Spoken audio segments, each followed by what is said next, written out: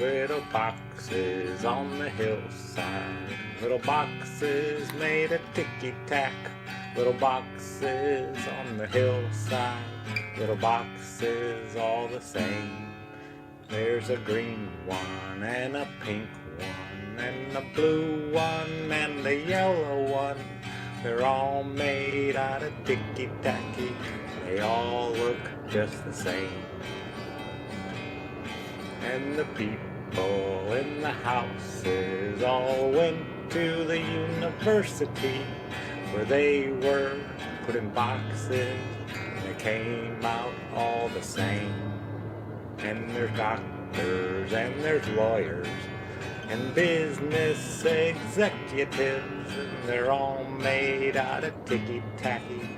They all look just the same.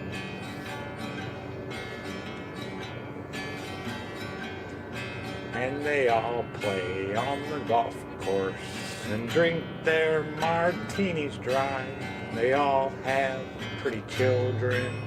The children go to school, and the children go to summer camp, and then to the university, where they are put in boxes. They come out all the same.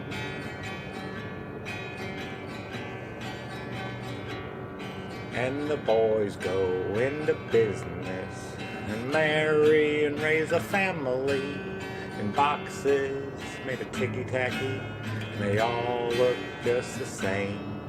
There's a green one and a pink one and a blue one and a yellow one. They're all made out of ticky-tacky. They all look just the same.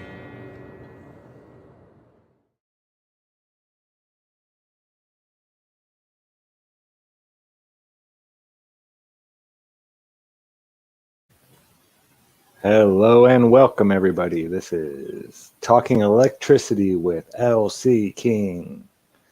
I am Good Times for All, or Zachary Zabala if you prefer, and like every week, I am joined by one Mr. LCKing. Lucas, how you doing, man?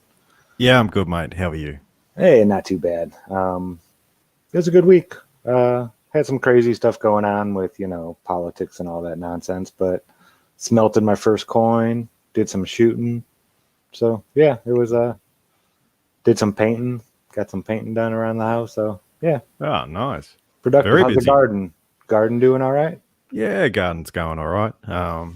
Yeah, got tons of tomatoes. I don't know what to do with. I'm gonna have to make some sauce out of them or something. So, but yeah, we've been getting a bit of heat lately. So the weather's sort of turned from being cold. Like I was wondering what was going on, but yeah. So we've got a few days in a row where it's about 38 degrees or something like that. So yeah, it's warming up. Wow, that's warm.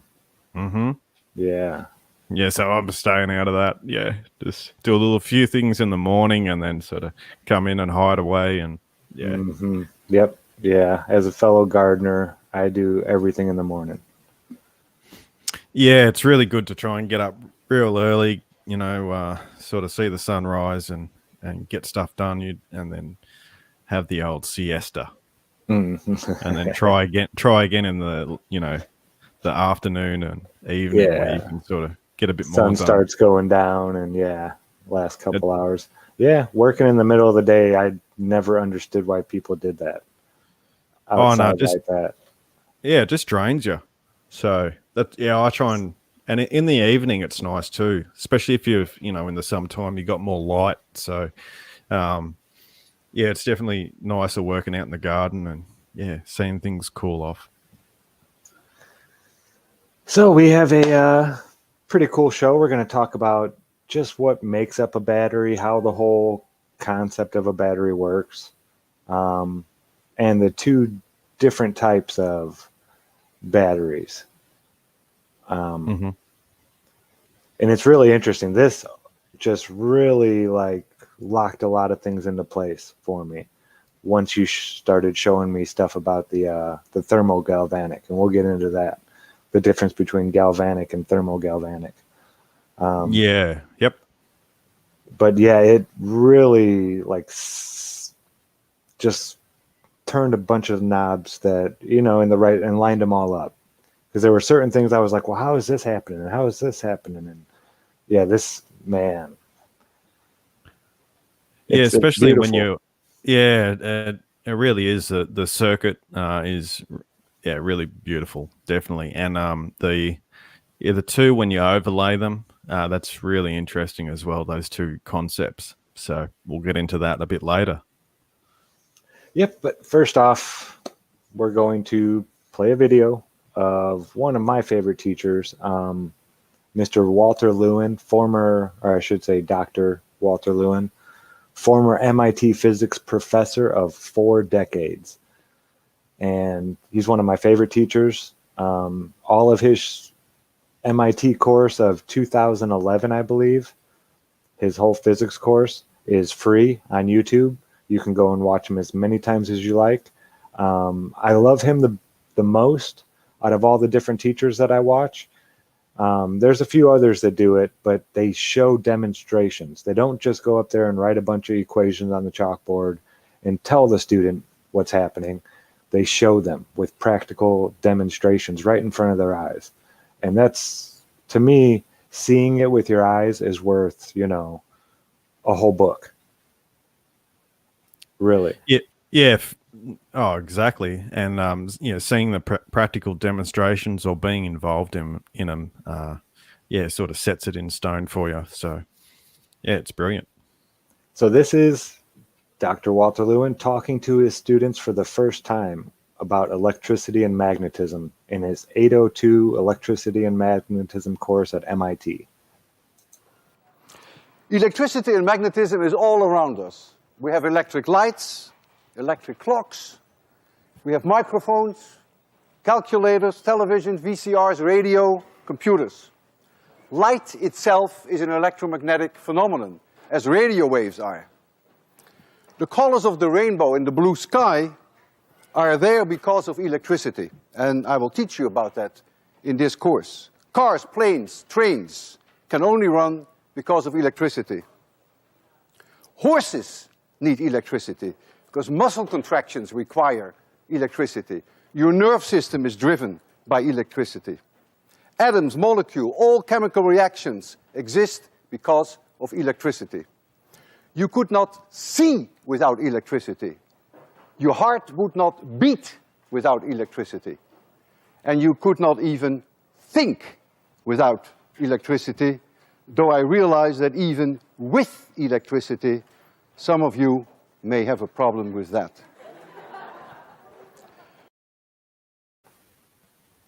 So if you only know the name, you know nothing. One of my favorite, and I thought of Benjamin last night.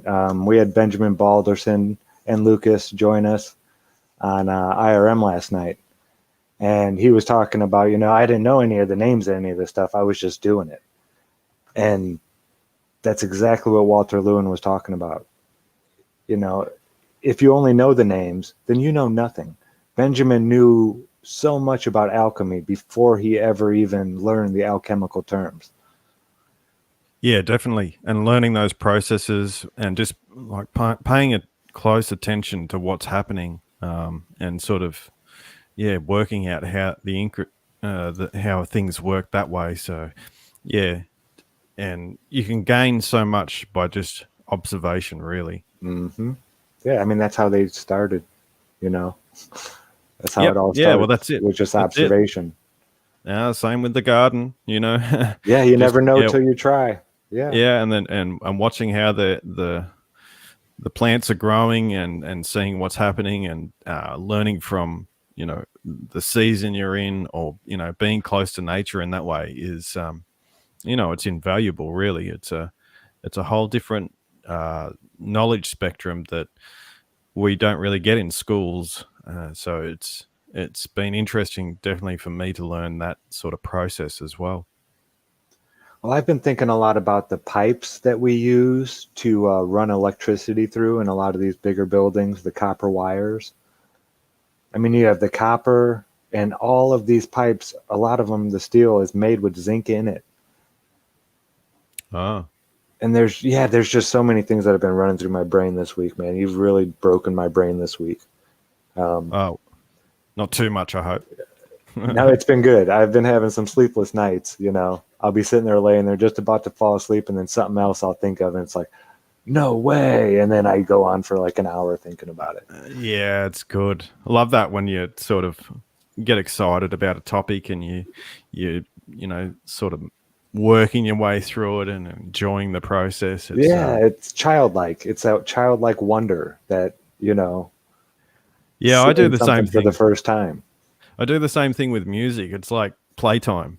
You know, you get in and you're writing a song and things like that, and all of a sudden, you know, hours and hours have gone by, and you're just playing, but but you're actually achieving a lot at the same time by that sort of, you know, being immersed in that playtime. So, yeah, I love all these different topics and the, you know, the science and things like that. It's enjoyable. Yeah. Well, yeah, and the best part about things like batteries and stuff, it is applicable. They're used. This is very sound and very firm. The things we're talking about aren't, you know, above our realms of. I mean, we could make a battery Yeah. Yeah, very definitely. easily. Yeah, and we're going to show you guys here. Yeah. And when I was applying it to our world, that battery idea, I was just like, every morning I'd get up and I'd be just like, boom, hit with a new sort of insight, you know, when you're sort of still half sleeping. And yeah, it's just, yeah, I love that sort of thing. It's great. All right. All right. Well, to start off, we're going to just show you the basic building blocks of a battery. It's actually, I just saw this video just today, and it blew my mind because I didn't realize how easy it is to actually to make it. Most of them, they already had all the chemicals there, and you know, you're thinking of these chemicals, and it's like, well, geez, how do you get these chemicals? Do I have to order them from here or there? You know, what are these chemicals?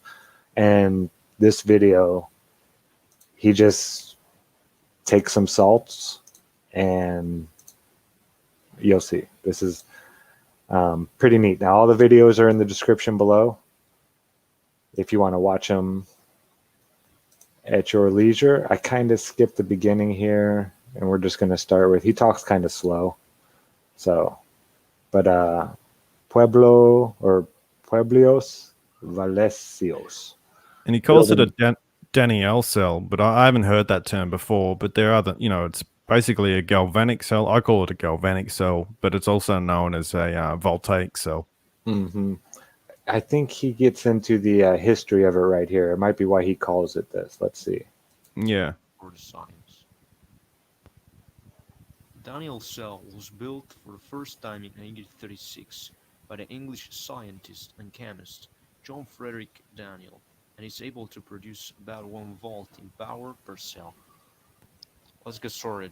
Take the small glass containers and fill them with distilled water. In the left one, put a little more. Okay, you heard that correctly. If you comprehend, he has a thick accent. I'm sorry, but just distilled water. He's using just distilled water here. It's not any type of acid or any type of, you know, special chemical. Just distilled water. More water than in the right one. Now add on the left about 19 grams of zinc sulfate, and in the other one about 3-4 grams of copper sulfate. Mix until the salt. Okay, so just zinc sulfate. Yep. Where would you find something like that? That's just a salt, right? Yeah. I'm not sure where you'd find the zinc sulfate. And copper sulfate. Maybe a chemistry lab. Yeah. Also completely dissolved.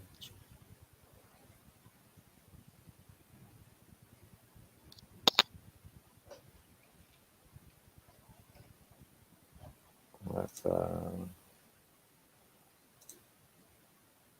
nope, that's it for the quality.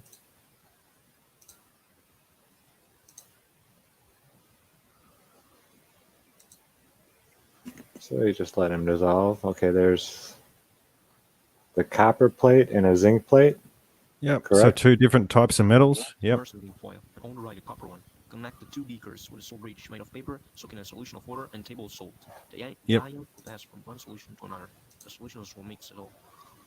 The volume's a fraction quiet, but so there's your salt bridge. And what did he say that was immersed in? Just salt. Yeah, just water and with table salt.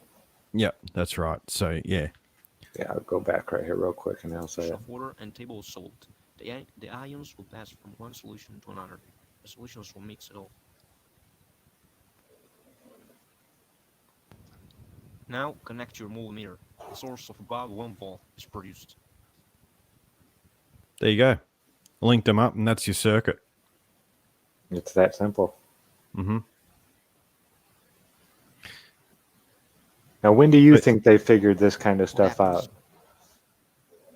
Oh, well, you got the Baghdad battery, which is so well before that. Let's face it. There's Yeah. history's a little bit of muddled, but this stuff has been known long time. Yeah. That's why I say, when I present some of the material I present, I don't think it's new at all. What I'm talking about, I think it's very old. But you're seeing that it's basically got your 3 elements or your 3 substances. So your salt, the electrolyte, and then you just got the cathode and anode, and you got the sulfurs as well. So there's not really much to it, honestly. Now, what if it was just water in here? Just water in here, and you put the metals in there. Jeez, Pete. Would that still work? If it wasn't any type of special solution here? No. Well, you need the salt water because it needs to be able to transfer the energy through it. So it needs to be an electrolyte. So could this just be salt water on both sides with the metals dipped into it? Yeah, they'll have. Well, you have to have the sulfur as well because that's it reacts with the metals. So the sulfur is the reactant in a sense, or the catalyst. Okay. Yeah. Right. I get you. I think they speeded up the process up a bit by having the copper sulfate and the zinc sulfate.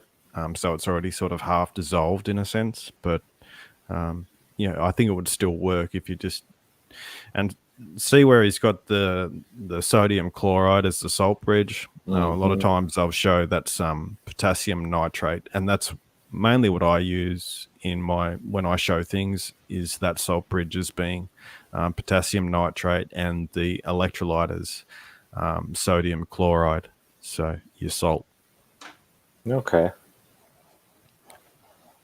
But there's many different types of this. It's not just a singular thing. It's basically, but they all have the same layout, the same, the same processes, overall processes occurring. Yeah, it's a chemical interaction. Yep. Electrochemical. Yep. Electrochemical interaction taking place. Yeah,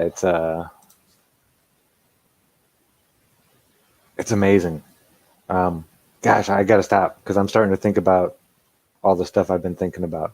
Just the different metals in the earth and the different metals in our bodies. And we have all this stuff in our bodies. The zinc, the copper, the electrolyte, it's... Yeah. Oh, definitely. And you have in the cell, you have the sodium potassium pump. So it's using those 2 salts as well to actually, either pull out the water or draw in the water and create movement in there. So it's working with electrochemical processes. Even our nervous system uses the same process of sending signals through. So yep, we are electrochemical as well. So this concept can be applied all over. Same with plants, everything. Yeah, it's so profound once it hits you that, I could just hear the excitement in Benjamin Balderson's voice last night when he was talking about the stuff you've been teaching him. You know, Oh, he yeah. had that childlike excitement, that giddy, just it's so, and it is. It's so beautiful and simple, and yeah, it's Well, happening all around us.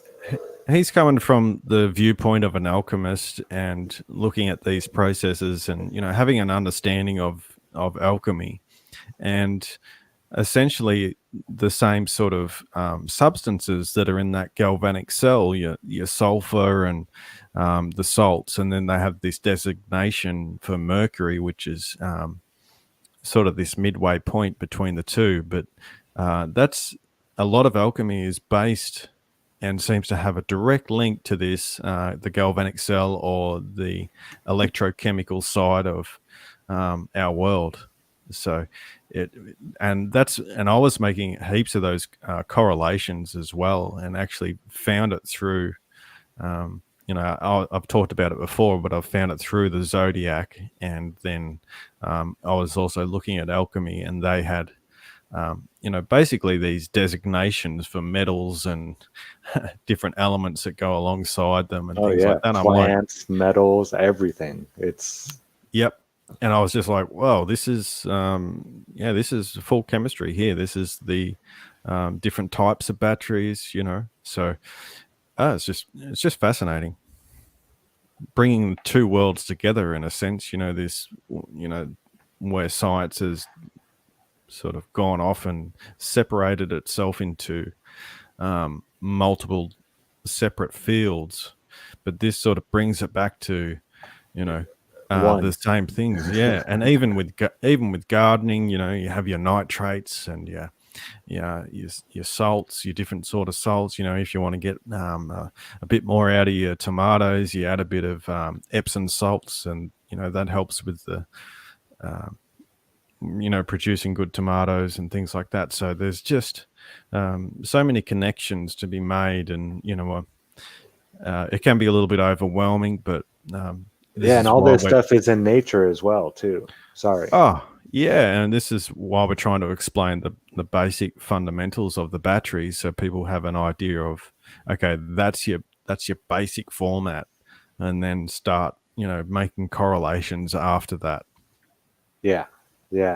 That's the thing. I've been looking into electricity for so long that once this stuff started clicking, you know, so many different things were just like bam, bam, bam, bam, bam, bam, bam, because it's pretty much how electricity works. It's how everything works. It's pressure mediation, really.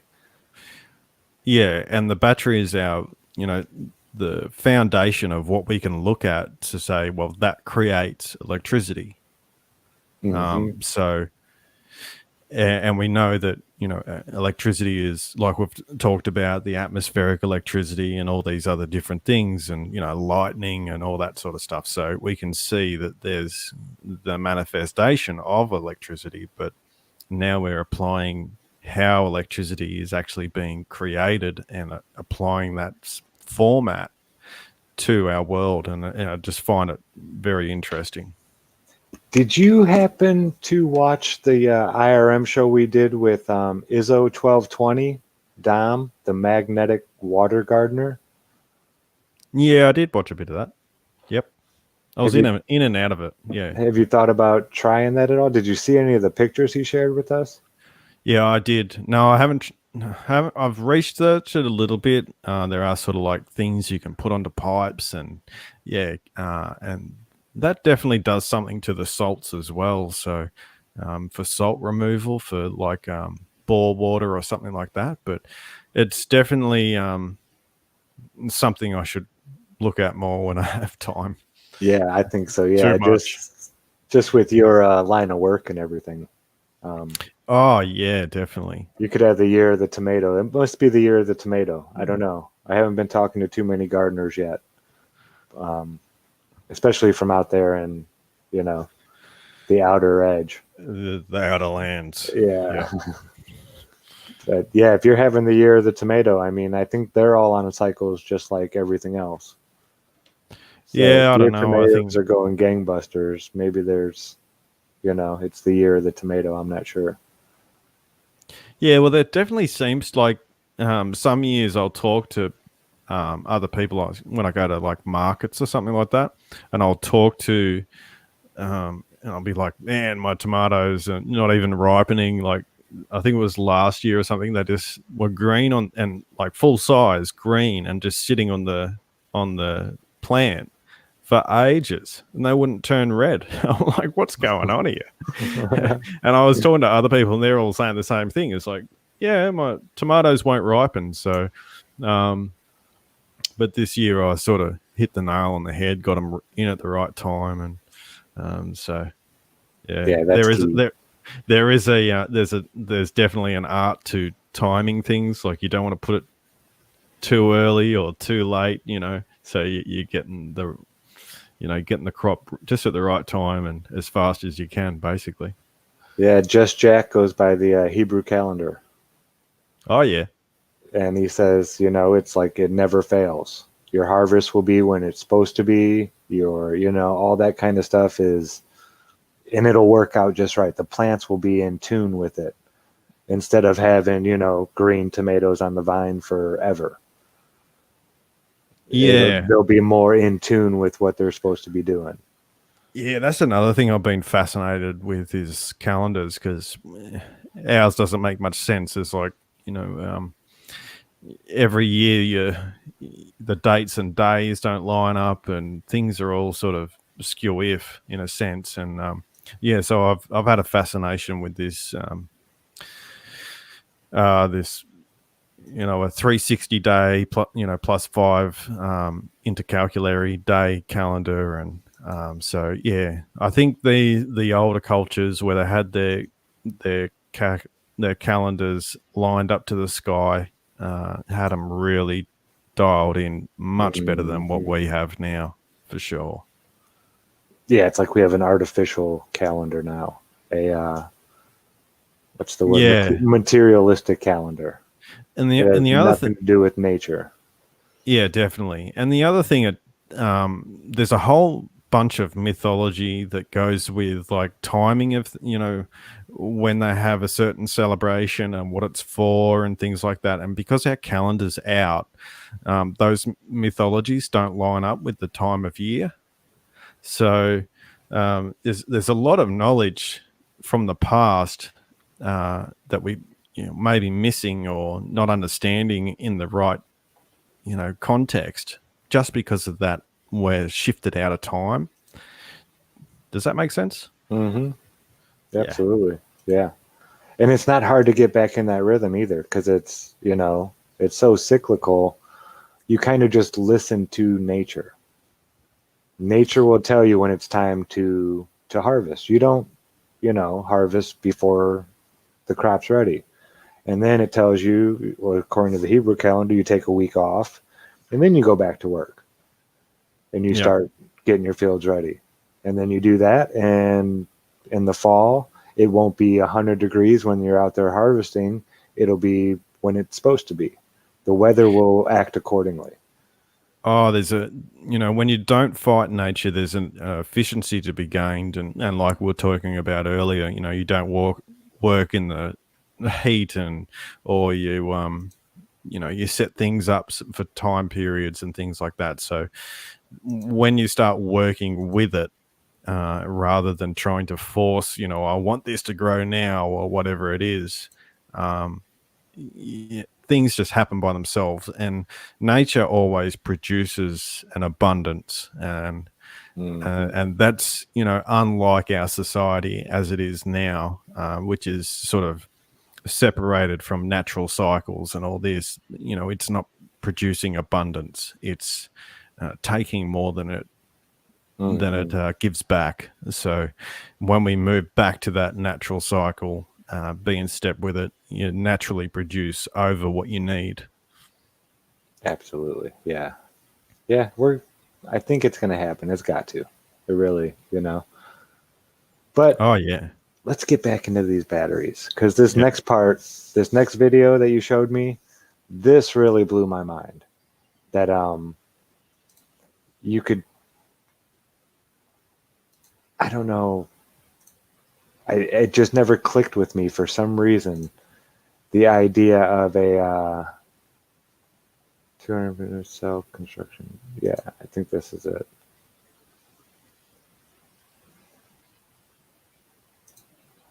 The thermogalvanic, sorry, cells. Yep. And this guy is Mr. Teslonian, makes all kinds of great videos. I've been subbed to this guy for a long time. Yeah, he plays with all kinds of cool stuff. But I don't know where it's at. I'm going to play it and mute it. So he has a pencil here, graphite pencil, and he has the negative hooked into the graphite here at one end. And he's just taking different types of metal and applying them to the tip. And what he does, he'll put it on there, and then he puts a flame to it. And when he heats this up here, it sends an electrical volt, a current, through this and through this. And it's different with different types of metal. If you have a pilot light somewhere, they will have one of these on it. It'll have a little wire that goes and sticks out and is actually, sticking into your pilot light or right next to your pilot light. So that sort of starts the circuit in a sense, does it? Yeah, it runs Wow. creates an electrical circuit that runs back into this little box that has a little voltmeter in there saying, okay, it has this much voltage, so the flame is lit. And if that voltage goes below a certain point, it knows that it's not hot anymore and the flame has gone out. Therefore, it needs to shut off the gas, and it turns off all the gas to the system when that happens. Nice. Yeah. Did not know that. Yep. So there you are. Yeah, this is definitely applied. But this video is really interesting because he's just showing how different types of metal will get different amounts of voltage. And this is where the research really needs to be focused, I think. Just two different types. He just has it hooked up with the graphite because it's in there. But I've seen other ones where they'll take a piece of copper or a piece of steel.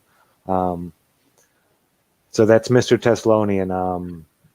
I suggest everybody go check out his channel just because I think he's brilliant. I really do. I was reading some stuff about when I was looking for the thermogalvanic, more information on it or videos and that, and I was reading about how they were adding it to photovoltaic cells, so your solar panels, and trying to include both the solar part of it as well as the heat gathering part of it to create. Wow. Yeah, so joining both the solar panel and the thermogalvanic ideas together, because those solar panels, especially sitting on your roof, and if you're in the outer lands like me, well, hell, they're getting hot. Mm-hmm. Yeah, that's if you could find, a couple different types of metals that gather it, because there's some huge differences over here that you'll see. Some of them only do it 2, some are 10. I think one of them goes way up there, if I'm not mistaken. Let me see here. Does he do any more of them? Oh, he's playing with some real fire. Oh, and this is in series, right? Right here?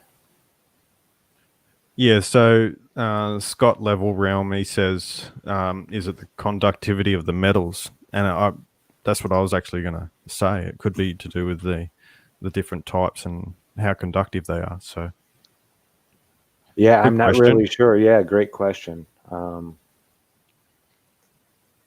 don't know. I have so much to test, and I wonder if the magnetism of the metals. Could be. Yeah, there's. But he shows you just an idea of one way of doing it, running it in series, and see it now. He's getting some serious numbers and it's not like he's using that much more. That's still the pencil right there, but he's got it running series around it. Oh, okay. Just a different sort of setup. Yep. Yeah. And look at some of these numbers he's getting right here. He learned that you can't hold the flame to it. You have to slowly get it close. You're just heating the area. And I think he gets up to 200 almost. Well, that's sort of similar to your little test Yeah. with the Yeah. Thermogalvanic. Yeah.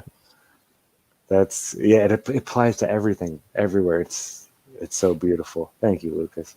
Nice. My pleasure. All right, we're going to jump right into this next video because this next video is kind of the same thing, but he goes a little more out there with this one. Oh, nope, this is the same video. Sorry about that. Let me. Okay. There we go. Homemade thermoelectric. Sorry, folks. I have a bunch of different. They all kind of say the same thing at the beginning. Here we go. Now this guy, his setup, guaranteeing it's the same type of setup, but he has it in a bunch of series. So just like any other type of cell, you can connect them. Yep. And he's getting the 250 millivolts here without using a torch. Uh-huh. He just uses, I believe, a lighter to heat it up. So with not nearly as much heat, he really, that's what made me wonder about the last guy's part, Mr. Teslonian. In the first part, he was just using a lighter. And then he went to the torch and started getting really big numbers. So wouldn't the heat of the torch have made the first set more? Well, it's really, as far as I can tell, the thermogalvanic cell operates on the heat differential. So it's really, if you would get more out of it if you had a really cold side and a really hot side. So as long as you've got that differential, then that's where the power is coming from. Now, the interesting thing about the thermogalvanic cell is that it, like the galvanic cell we showed earlier, had that little bit of tissue or something that was the salt bridge. Well, these ones actually don't need a salt bridge. And he's doing it without anything, just the different types of metals whatsoever, there. But if you see the picture of the thermogalvanic cell, when you search it in Wikipedia or something, you'll see that they're the anode and cathode are actually in an electrolyte bath. So it's a little different again. But this is like an open air battery in a sense. And it looks like he's actually getting... See, this is a different setup than the last person had, the way he has his meter running. I think they were counting millivolts last time, and he's doing... I'm not even sure. Bob knows all this stuff on the meter. Yeah, I wouldn't have a clue about that. Yeah, I wasn't educated in any of that stuff. And he looks at it, it's like, oh yeah, this, and click and click and click, and this is how you test it. Yeah, it's another world. But yeah, he's just kind of showing with all those different metals. Yeah. Yeah. In different metals you get different results. So just imagine there's some combination out there that does it like 100-fold maybe. That's the kind of stuff we need to be looking for.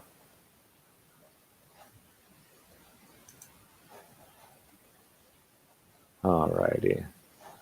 Yeah, I wasn't going to play any of the audio on these. I just kind of wanted to show the concept. The basic principle. Yep. Yeah, the heat, the transfer of heat. The heat to the cold. There's something that happens in there. And it's always two different materials, I think. Yeah, well, nearly all those, the galvanic and the thermogalvanic, usually show that there's two different metals. Yep. But in also, just because they're using two different metals, it doesn't mean exactly the thermogalvanic. They state on the Wikipedia page that that the cathode and the anode can be the exact same material. So there is a little bit of a difference between it. So. Sorry, I was looking at chat. Thank you all for joining in. I think I saw that one guy was here. I thought I saw a Flat Earth head in there. Yeah, he's there. Hey, Walt. There he is. Walt, I love you, brother. Fun show last night. Definitely going to have Lucas and Benjamin on again. And just really get into the alchemy and the galvanics. I think that'd be really cool. So now we're going to take a look at just batteries. Like the ones you see that are in your controllers and your cars and things like that. What's inside of those things? What do we use? What materials? We just saw kind of the concept, but there's different materials that you can use to get these electrochemical things to happen and create that heat. The first one,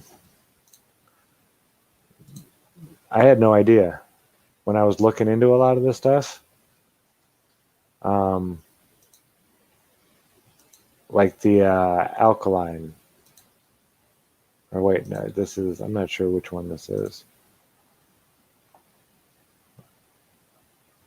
We'll pause it. So taking batteries apart, free carbon rods and more, deconstruction of zinc carbon batteries,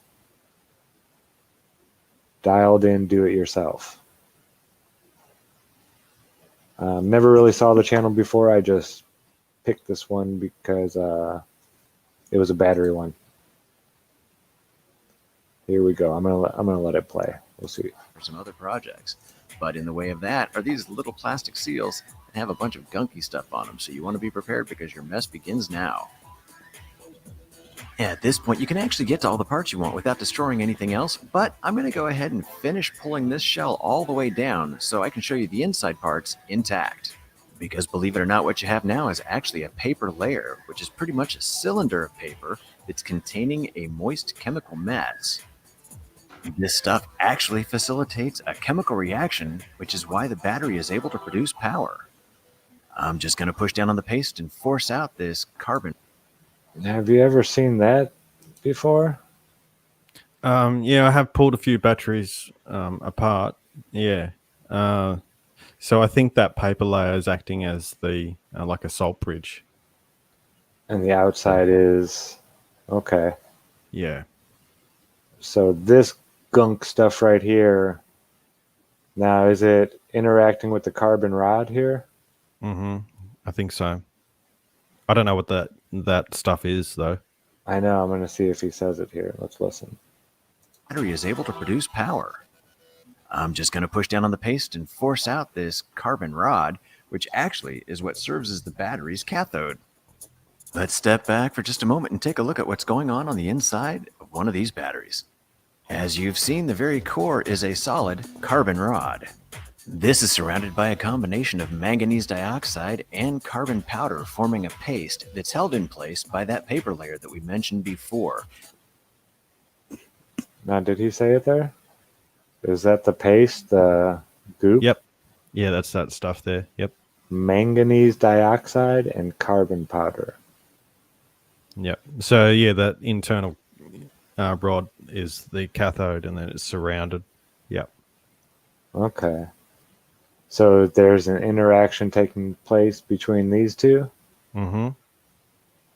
And then that's the electrolyte, and then it's also, here, I'll let him. Yeah. The paper layer is impregnated with electrolyte paste as well. A solid zinc chloride shell holds all this stuff together. Then that's wrapped in a polyethylene protection film, which helps to keep leakage from seeping outside of the battery. Yep. So your carbon rod is the cathode, your zinc shell is the anode, and then those other components, one's like a salt bridge and one's like an electrolyte. Okay. So that's, it's the same sort of setup. So this powder is acting kind of like the electrolyte, Yeah. and then your salt bridge would be the paper layer. Yep. Very cool. And then the zinc is your... Wow. Yeah. And then just a protective film around the whole lot, holding it all together. Now, I'm assuming the manganese is a big part of this setup, or I've never seen this before, so I'm not sure if the carbon powder could be mixed with other things to create the same. I'd say there's a range of different types, but Yeah. just for this one, yep, it's that manganese dioxide. So And then he's just very got cool. the So negative it's terminal, basically, positive terminal. Wow. again, it's basically the galvanic cell in just a small little package in a different layout. That's all. So the same principles apply. I'm not sure if this one is the same. If he gets the goop out of this one, yeah, I think this, it's looking like the exact same type of battery. But there are other types of batteries. The lithium ones, Yep. are a little bit different. I saw them taking them apart, and it looks nothing like that. It is totally different. It actually, let's see, lithium, yeah.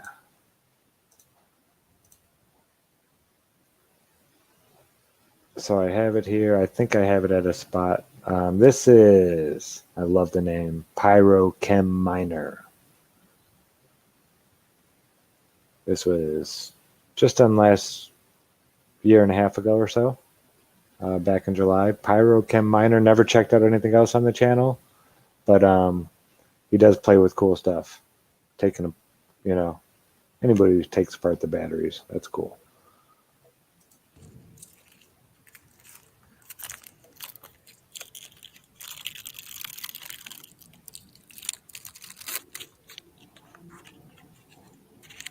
All right, guys, and once you have unrolled the battery, you're going to find two strips of metal. This one is the lithium one, which is more silver, and the black one is iron disulfide, and that's the cathode. This is the anode. Now I'm going to put this in water because it's tarnishing quickly.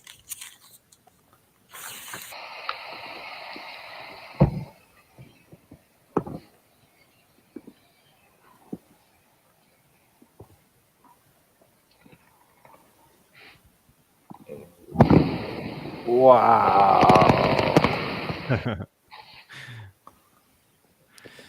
So the same principles apply again. So you got the cathode and anode; they're separated, and it seems to just be rolled up. But Yeah, I see why he has pyro in his name.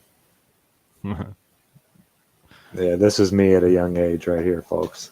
If I would have known lithium batteries did that, I would have been taking apart a lot of lithium batteries. Wow, that's pretty cool. Do not try this at home, folks. He probably should not have been trying this at home. Just tell you the truth. I saw it and I was like, ooh, I would like to try to melt down lithium. But now I look at this, it's like, wow, I don't know if I ever want to play with lithium at all. That looks really dangerous. That was just water. Yeah, highly reactive, and so these alkaline sort of metals seem to be highly reactive as well. So when you get to like the sodium metal and the potassium metal, they're highly reactive with water. Now your average 9-volt battery, right? Everybody out there in chat, what do you think is going to be inside of this 9-volt battery? Do you think it's going to be the same like what we've been seeing? You think it'll just be somehow like a positive and negative rod going down in there with chemicals in there? Or is it going to be wrapped up like this isn't a lithium, I don't believe. This is an alkaline. So was the first one alkaline that had all the paste in there? Yeah, I think they're alkaline batteries. Okay. So it has the paste type of model. But when he takes this thing apart, this blew my mind. Where am I at here? Oh, I'm sorry, folks. I'd have to play it. There we go. Yeah, this totally blew my mind when I saw this. He starts pulling it apart, taking off the little clips and everything. And I'm not going to ruin it for you. I'll let you. 2AA. Very close, Allison. Yeah, that's the closest guess so far. It's actually got 6 little, I think he says they're smaller than AAA batteries. So they're batteries and batteries. Yeah, right. You know, I had no idea that this was inside a 9-volt battery. I don't know if they're all like this. I didn't go check out a whole bunch of the different ones. But yeah, I did see a few, and the few that I did see were like this. They're in series. Ah, okay. So yeah, it's 6 batteries in series making 9 volts. It was at 1 point. Oh, there you go. Yeah. That's cool. 1.5 volts for each one. Comes out to 9 volts, I think. Mm-hmm. Yeah. So inside a 9-volt battery is just a bunch of little 1.5 volt batteries, all in circuit connected. It gives you 9 volts. Yeah, that just blew my. Oh, do you want to do that?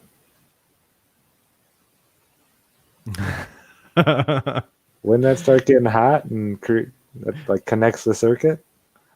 Yeah. I think. But yeah, he shows you the size. Here's your AA. Here's your AAA. It's well smaller than a AAA battery. Quadruple A.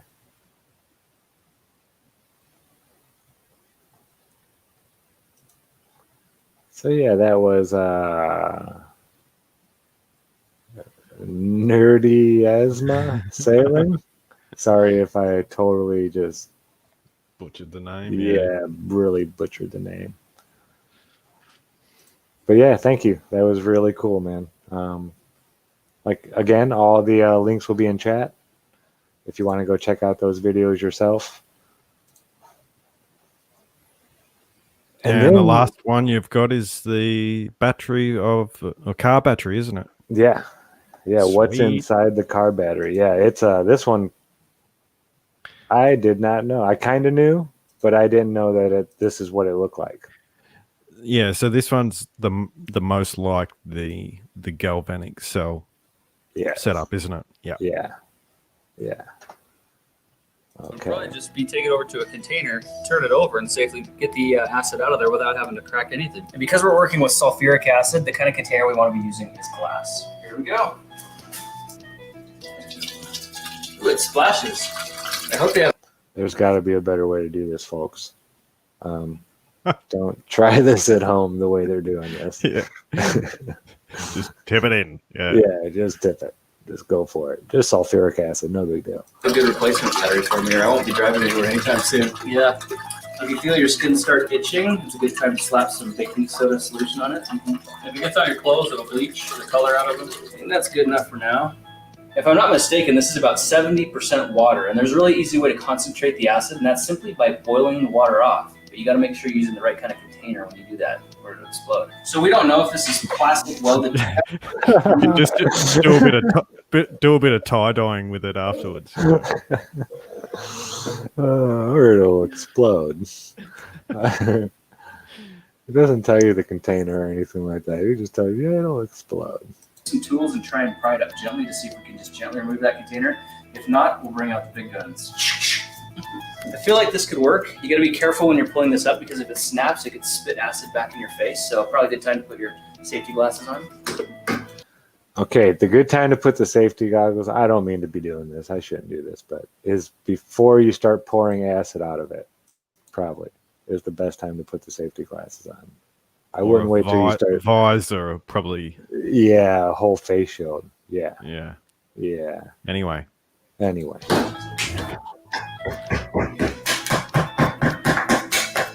It seems to be working pretty well. My thumb's like out. Okay. Disconnect them. We should be in business.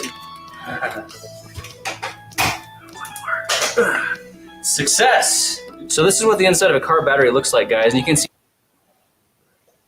All right, look at all those different cells. 6 different cells. Was that 2 volts a piece? Mm-hmm. So yeah, they're all in that acid. So the sulfuric acid. So there's that sulfur, like in the galvanic cell. Now, okay, so is the liquid able to go through to each one? Are they all connected through the liquids, or are the liquids separated? The liquids are separated. Okay. Yeah, that's their own little. Yeah, they're acting as, like, each one of those is acting as a little independent battery in a sense, and they're just all linked up. Okay. 12-volt battery. I think what we're going to do now is pour out the rest of this acid, and then we're going to extract these lead plates, soak them in a solution of baking soda water to neutralize the acid, and then we'll take a look at what kind of materials we've been able to salvage here. First thing we're going to do is break up all these terminals, because right now, if we short this out, we can... So those are the terminals. Okay. Yep. So I think they alternate the way they're connected to the plates. So one goes to one side, one will be the cathode, and one will be the anode. So one's positive and one's negative. All right. Yeah, I'm starting to get this. Now listen to this. Watch this. Oh, good sparks on that. Shorted that one out. So now, can one of these battery casings be recycled? Yeah, actually. Could that have been dangerous? Uh, Did you see where he did that? yeah. Yeah, there's a bit of power there. Yeah, I saw the smoke come out too. You don't ever want to let the smoke out of the wires. Hmm. And it's no good anymore. The voltage is probably pretty low by that stage, though. Yeah. I couldn't believe those sparks that he got off that, though. Hmm. So that was just pretty much, and what they have in there. Here we go. They're just showing all the fun you can have with it really right now. The encased, all these other ones have like a vinyl pouch around them, which I imagine is some kind of a paste. All these other, but you can see some of these are not actually encased. All these other ones have like a vinyl pouch around them, which I imagine is some kind of a permeable membrane. But looking at these things up close, you can say this contains lead. It's really thin, and there's like a metal mesh in there to hold it all together, but that right there is basically lead metal. And there's a lot of cool things you can do with lead metal, and we're gonna be harvesting this. So guys, we gotta run, but we are not done with this project yet. We're gonna catch you in the next video. So they weren't really battery guys. I think they're tear stuff apart and get the stuff out of it guys. Yeah. But yeah, just showing, wow, so it's pretty much just lead in there? Yep, in the electrolyte. And then what is the other metal with the lead? I'm not too sure exactly. I don't know if they're... You'd have to look it up. I'm not really sure. Yeah. They really didn't say, did they? No. No, that was just kind of a tear it apart type thing. Just to show you what's inside all that kind of stuff. And now to kind of apply this to what we see in our world. We're not going to get deep into this at all. Just going to show you guys a couple pictures. Now, did you make these, Lucas? Yeah, I did. So what I was doing is basically just applying the concepts of that battery, mainly the galvanic cell, the first one we showed, and the thermogalvanic cell, and I just applied it to our world. And I just saw the moon as the negative anode and the sun as the positive cathode. And the electrolyte, as we saw, that they're in an electrolyte, well, it's derived from the oceans and lifts up into the atmosphere, and you have these products created, and there's a linkage between so where they hold the voltmeter to on each of the anode and cathode, they're getting the voltage there. Well, there's a linkage between the sun and the moon, and the little paper towel that we saw that was the salt bridge that was connecting those two beakers. Well, that's the Earth can operate like that as well. Mm-hmm. So, in the elements that create the galvanic cell are basically, the one I was looking at was the chlorine, the salt and the sodium, which is sodium chloride, and then you have the potassium nitrates. And so I was looking at those elements within our world itself. And they are abundant, aren't they? Oh, yeah. Yeah, abundant.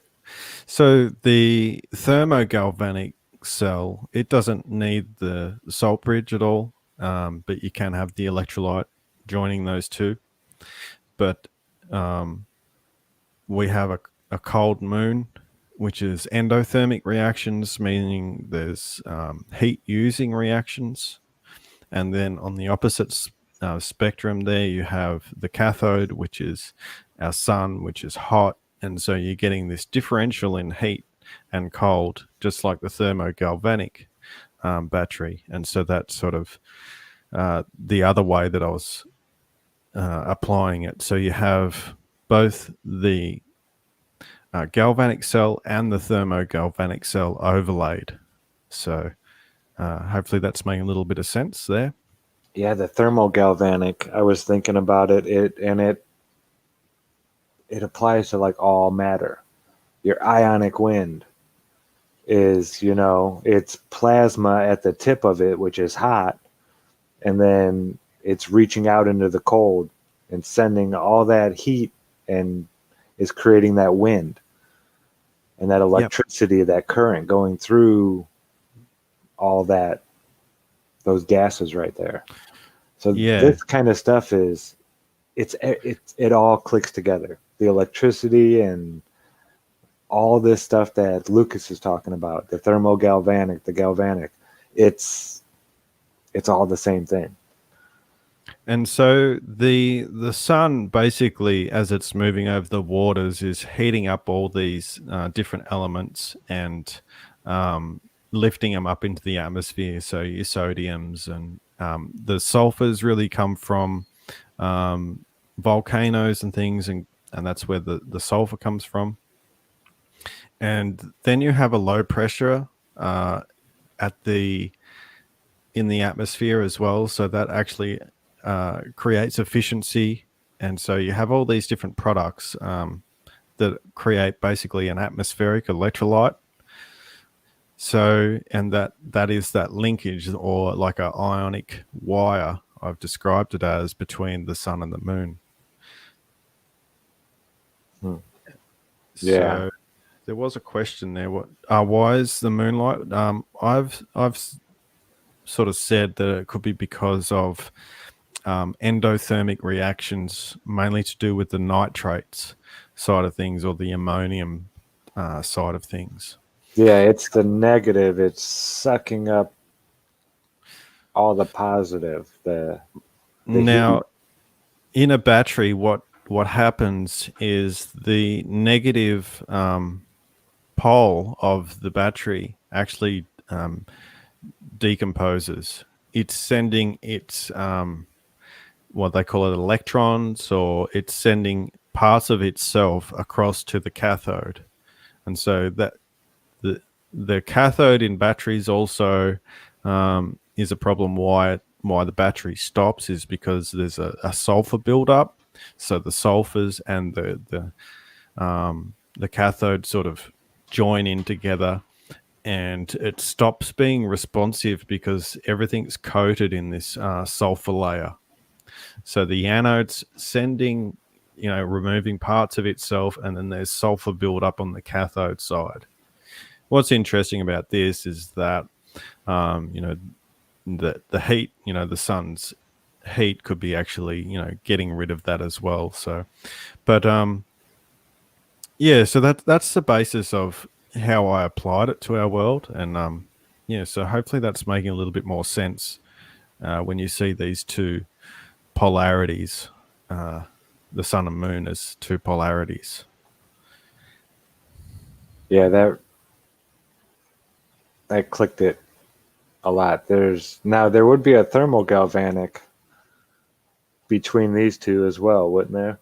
Yeah, exactly. So you've got the heat of the sun and then the cold of the moon. So from the one's endothermic and one's the exothermic. So just from that position alone, you'll see there's going to be a transference of energy. Mm-hmm. Yeah, this is really starting to click. And then you were talking about your nitric acids, sulfuric acid. Yeah, so as we've seen before, the basis of the galvanic cell is your sodium chloride and the potassium nitrate. Now, when you introduce the sulfuric acid, so we go on to the left-hand side there, the potassium nitrate plus the sulfuric acid produces nitric acid. So that's an electrolyte, and that actually starts to dissolve the silver. This is going back to old alchemy, calling this the planet's metals, as well as designating the moon as silver and the sun as gold. On the other side of it is the sodium chloride plus the sulfuric acid, and it creates the hydrochloric acid. Now, nitric acid and hydrochloric acid, when they join together, create what's called aqua regina or regia, which is the royal water, and this is a substance that can actually dissolve gold. So that's, there needs to be a dissolving or a eating in of the anode and cathode to actually produce that charge. It's not going to happen if there's no reaction, and that's why a lot of the time you'll see the acids in the batteries. You need that electrochemical reaction to take place. You need there's a disturbance happening there. Yeah, exactly. And your potassium nitrates are found in the oceans as well as in the earth itself, so in the underground aquifers. So they're abundant as well as a salt. And the sodium chloride, obviously just salt water, and that's abundant in, in the oceans. Yeah. So these elements are definitely, you can start to see the correspondence between how much of this material is actually in our world, and does it have the capacity to do what I'm actually talking about? And I think very much so. There's enough of these elements in quantities to actually drive this system. They're, like you said, abundant. Salt water, come on, it's everywhere. Yeah. So, and there is a correspondence between, these two things sort of create each other. And we'll point out that the reason I was bringing up the anode or the moon and how it dissolves in a battery, like the anode side of things gets depleted and breaks down. Well, we see the similar sort of effect on the moon itself, the way it's got all its pitting and it's been looks like it's been dissolved. Do you know what I mean? Yeah, it really does. How the northern lights fit into that somehow. I think, it seems to be the ionic winds. Not too sure. It definitely plays a role in the larger schematic, but as for concentrating on how their battery applies to this. Yeah, it's maybe I not haven't thought of necessarily that yet. separate, but just you know, out of range for this. Yeah, I haven't thought of that at all yet. So we'll do some thinking on that, Dom. Yeah, Thanks, definitely. man. Alrighty, well, like every week, we will open it up, see if anybody wants to join and has any questions that they were saving. Maybe they want to just come on and say hi, all that kind of good stuff. Yeah, call in. I am dropping the link right now, folks. There you go. So if you would like to join the show, the link is in the chat. If not, no worries. We are just hanging out. But yeah, the whole idea of these chemical reactions, they're taking place around us at all times. I'm starting to, we're seeing them in, like Lucas was saying, in plants, in us, in between, the sun and the ground, just the transfer of heat. All this stuff it's creating an electric charge while it's all going on. It's an energy model, basically. At the end of the day, what this is looking at energy rather than looking at things separately as different separate pieces doing their own thing. It's bringing it together and trying to view the world in an energetic way, just as you would view the body in an energetic way. This is sort of relates back to, say, the Chinese meridians, or Chinese type of looking at that, the energy flowing through the body, and if there's stuck energy or whatever it is. And this is what we're trying to bring back, a whole world view based on energetics, and also this gradient of energy. So there's this differential between the two polarities, and then that sort of midpoint. And that sort of relates back to this idea of, in the cosmologies of this idea of the Trinity, where you have the positive and negative and that neutral point in the middle. So there's it brings a lot of things together, and hopefully people start to understand basically how the battery operates at its fundamentals, and then applying this sort of energy ideas or energy modality to our world to gain a better insight. Absolutely. Have you ever heard of hemp alchemy? He was formerly known as THC Anthony. Really great guy. Barefoot. Go out there barefoot. Transfer of information from the mycelium through your feet, and then you are guided to the plants that will heal you. This guy, you guys kind of remind me a lot of each other in different ways, though. I don't know how to put it, but you're both very about nature and comprehending it. And if you guys don't know, go check out Anthony's channel. Amazing stuff. Uses hemp to make medicine for people, and he's great at it. I mean, you can see his little setup he has here just on his avatar there. That's one of the machines he built for processing hemp oil. Nice. Yeah, I mean, he's got a serious setup going on. Yeah, so go check out his channel for sure, folks. They really ban him a lot, so you have to type his name in exactly, and it'll take you somewhere else, and you have to go jump through all the hoops to find him, because the stuff he talks about is the kind of stuff that we're pushing for. Being able to heal ourselves with stuff we can grow ourselves, not even needing to heal yourself because you're growing all the food that you're eating. Food is our medicine, medicine is our food. That's his motto. Yep. That's a good one to live by. Yeah. Oh, yeah, for sure. Jeremy Beckham says, let's talk nuclear batteries. I haven't played with anything nuclear yet. I saw a video on ways to make a small little nuclear reactor and how easy it is.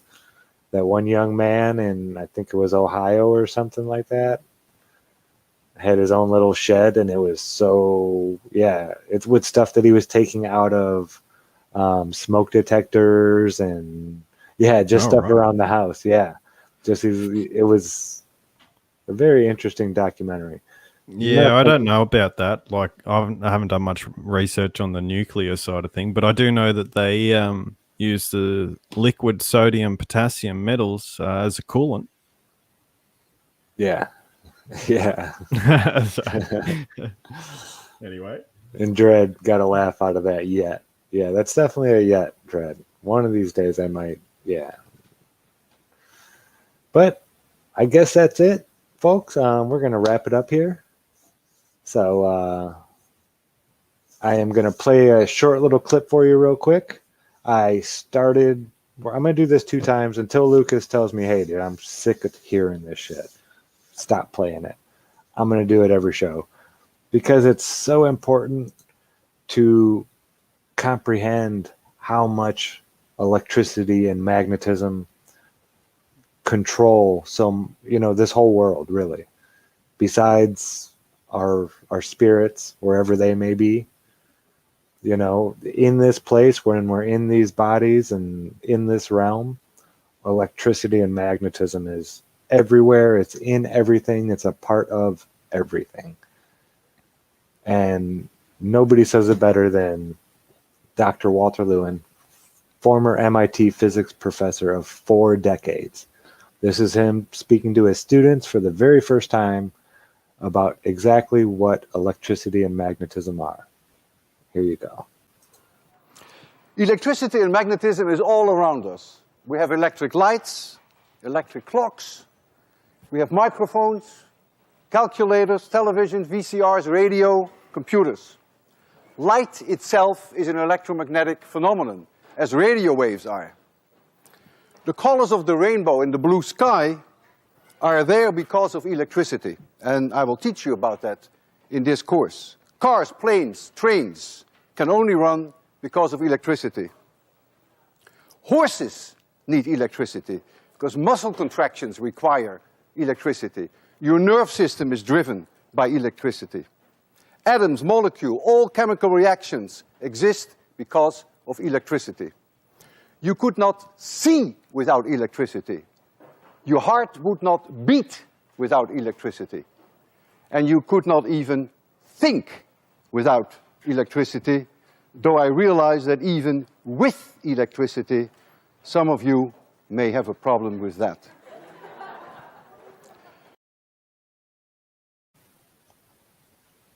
Alrighty, folks. That's going to wrap up the show. Lucas, thank you very much. I don't think we have our topic set for next week, really, do we? No, we'll figure something out. Yeah, we'll figure something out. If you guys have any anything you'd like, I mean, I definitely want to get into the Searle generator engine, one of these shows, because you said you hadn't really heard about that, right? Yeah, much? I haven't heard. Yeah. Oh, okay. Yeah, that one will blow your mind when we start researching that. Nice. But yeah, we'll think of something here. But thank you all for joining us. This has been awesome. Lucas, it's always a pleasure, man. Thank you, Zach. It's great. Yeah, I always have fun. So I hope to see you all again here next week. Same time. Was this one a good one for you, Lucas? This time zone? Yeah, it's great. Yeah. All right. Wide awake. Yeah. Yeah, I noticed that when it's a little bit later, you're more active, more talkative. Oh yeah. Well, great. So this will be the time, folks. It'll be 6 p.m. Eastern, 3 p.m. Pacific every Saturday until we get sick of doing it, I guess. But that was Lucas. This is Good Times for All signing out.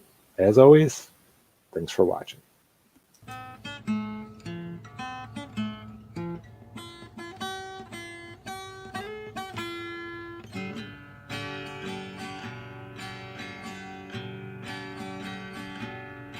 Little boxes on the hillside, little boxes made of ticky-tack, Little boxes on the hillside, little boxes all the same.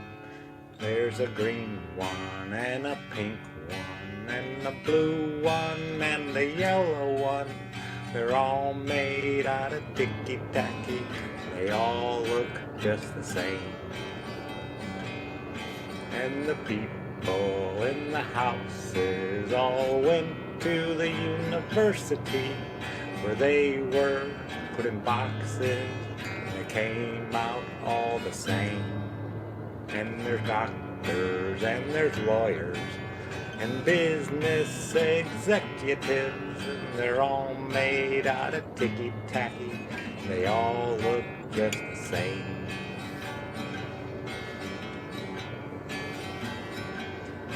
And they all play on the golf course and drink their martinis dry. They all have pretty children. The children go to school, and the children go to summer camp, and then to the university, where they are put in boxes. They come out all the same.